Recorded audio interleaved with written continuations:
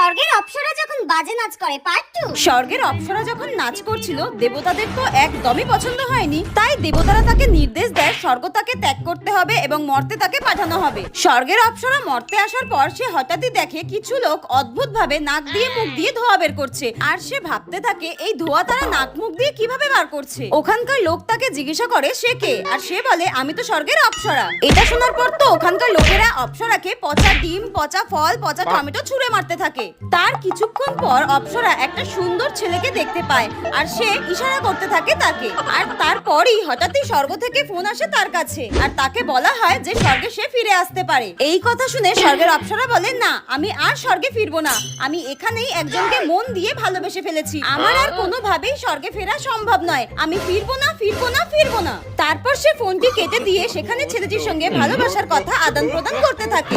অপ্সরা বলে আমি তোমাকে বিবাহ করতে চাই, আর ছেলেটি